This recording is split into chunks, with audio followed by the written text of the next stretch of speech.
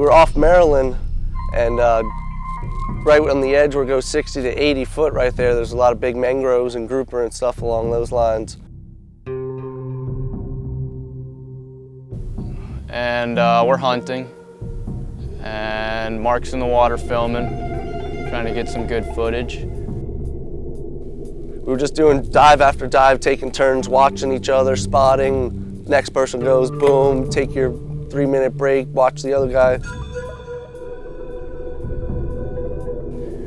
And I noticed Christian on the surface, you know, doing a little bit of heavy breathing. He was cheating a little bit, which you're not supposed to do, because he was doing a little mind trick where you hyperventilate and you cheat your brain, so you don't know when to come up. I saw him doing it. I saw him go down, and I figured I better watch him.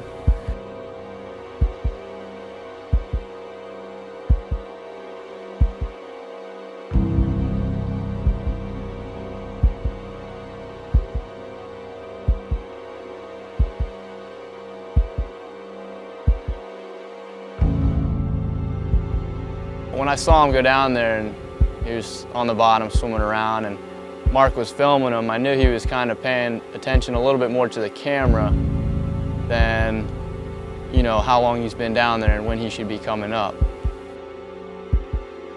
Started fanning the mud, doing everything I do in 25, 30 feet, but here I am 2, 3 times that depth. And I just stayed down too long, and I looked at Rack.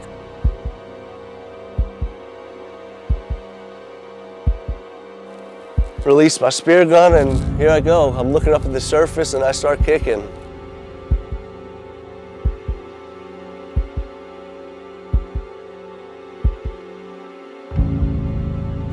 I saw him kicking real hard, and he dropped his gun, which that's like an indicator that you're a little bit pressed for air.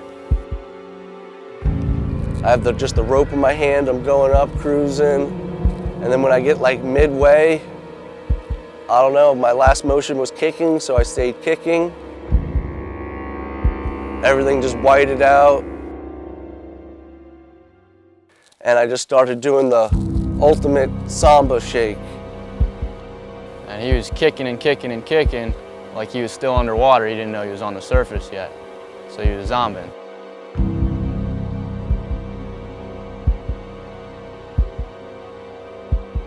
I'm flailing my arms. Rack came up from the 70 foot.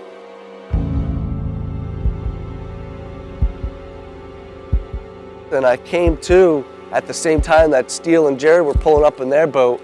And he's like, man, what is it, a shark or something? And then we were like, no, dude, that was a samba. And he sat back, he took that in and fully understood what that was, because he's also sambaed before. Pretty much as we pulled up, I saw Christian in the water just flailing his arms and legs and everything, and I didn't know what was going on. I've heard of shallow water blackout, but I never seen it. So after I got close, I figured it was that. And that's why we have a safety diver there like Chris Tanaka. He grabbed me, held me above the water.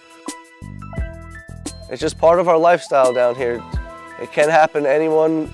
That 5 seconds extra underwater ain't always worth it. I think the only reason that I was there and ready was because of, you know, past experience. I mean, I was there behind him, you know, prepared for that situation. I don't know, had no one been there, it could have been different. I mean, he could have sank back down and, you know, taken a breath of water and things would have been a whole lot worse than they were. So if you're out there in that deep water, you got to be watching each other really close.